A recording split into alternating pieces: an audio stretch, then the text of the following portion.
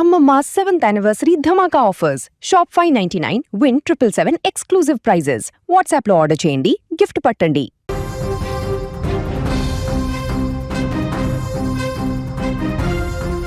భాగ్యనగరంలో నిన్న రాత్రి ప్రకృతి తన ప్రతాపాన్ని చూపించింది.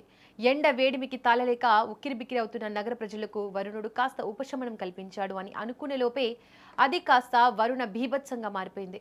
నిన్న రాత్రి 8 గంటల తర్వాత ఆకాశం ఒక్కసారిగా మేఘావృతమైంది. చిటచిట చినుకులతో మొదలైన వర్షం చూస్తుండగానే ఆకాశానికి చిల్లు పడిందా అన్నట్లుగా కుండపోతగా మారిపోయింది.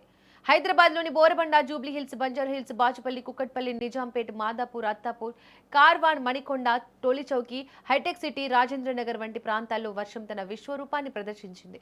నిన్న రాత్రి కురిసిన ఈ భారీ వర్షం నగర వాసులను అతలాకుతలం చేసింది. ముఖ్యంగా ఆఫీసుల నుంచి ఇళ్లకు వెళ్లే సమయం కావడంతో ఐటీ ఉద్యోగులు, చిరు వ్యాపారులు నడి రోడ్డుపైనే చిక్కుకుపోయారు. హైటెక్ సిటీ, మాదాపూర్, గచ్చిబౌలి వంటి ప్రాంతాల్లో కిలోమీటర్ల మేర ట్రాఫిక్ స్తంభించిపోయింది.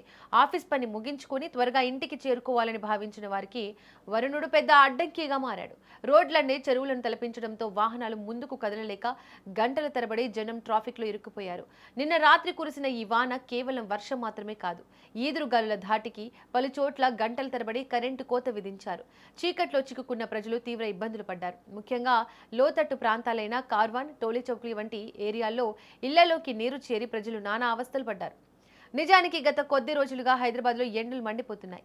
భానుడి బగబగలకు జనం బయటకు రావాలంటేనే భయపడిపోతున్నారు.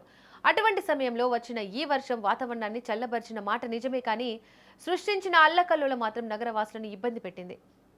ఆఫీసుల నుంచి ఇంటికి వెళ్లేవారు రాత్రి 11 గంటలైనా గమ్యస్థానాలకు చేరుకోలేకపోయారు. ప్రస్తుతం నగరంలో అక్కడక్కడ జల్లులు కురుస్తున్నప్పటికీ నిన్న రాత్రి కురిసిన ఆ ప్రళయ వర్షం తాలూకు ఆనవాళ్లు ఇంకా నగర రోడ్లపైనే కనిపిస్తూ ఉన్నాయి. ప్రజలు అప్రమత్తంగా ఉండాలని, అవసరమైతే తప్ప బయటకు రావద్దని వాతావరణ శాఖ హెచ్చరిస్తోంది.